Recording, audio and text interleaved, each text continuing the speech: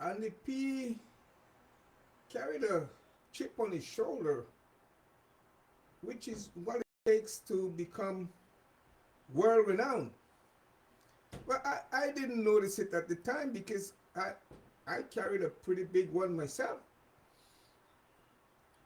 In any given society, individuals have unique contributions to make as they sojourn into becoming the best version of themselves.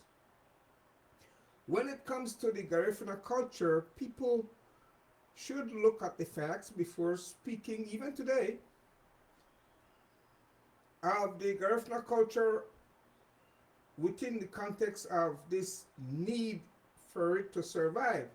When in fact, the Garifuna culture is out of the woods. Roy and Phyllis Gaetano, whom I know very well,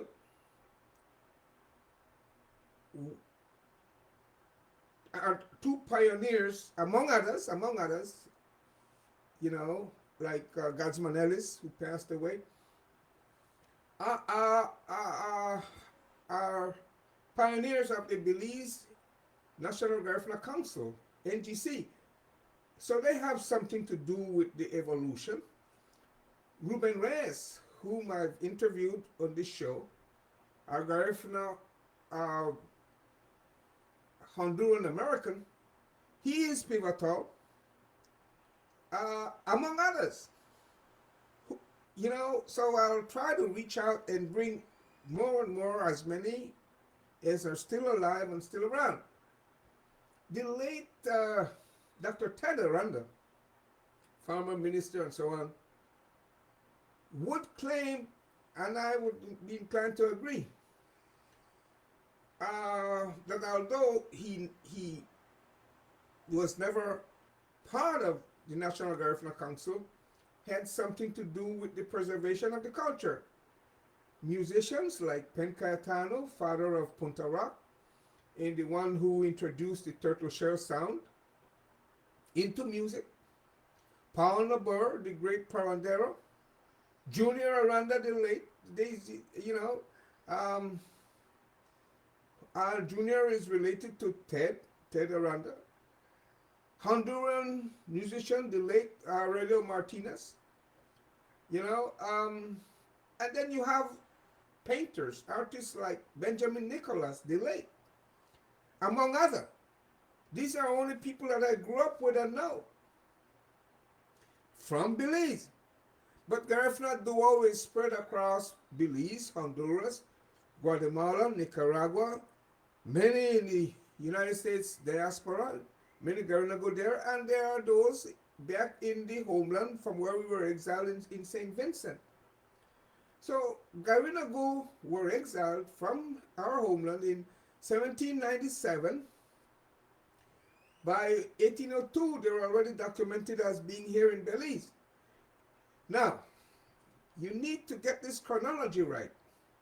It was in 2001 that UNESCO awarded the Garinagu with this, intangible lingua, preserving the language, heritage, culture, drumming arts, and so on, and so on.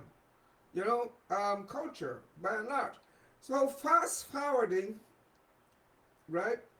5 years later, after 2001, it was in 2006, and he will be on the show today, the creator, pioneer of the Garifuna Battle of the Drums, right? So Darius Avila, which is a non-profit organization, started around the kitchen table by him together with his mother, who is Palacio Avila, married Avila. Palacio related to Andy P's dad. So they're relatives. Battle of the Drums, like I said, a non-profit, it would more befittingly be named Battle of Retrieval. For it's when you look at what it's doing, and Darius will tell you this, what they're doing is they've effectively retrieved the language, culture, drumming and dance, among other, through a machinery that he built and engineered, but with many, many leaders. So he's a good organizer, a good administrator, master at it, right? So, in closing, it wasn't until 2007, right, a year after Battle of the Drums, that was established that Andy P released that CD, Watina.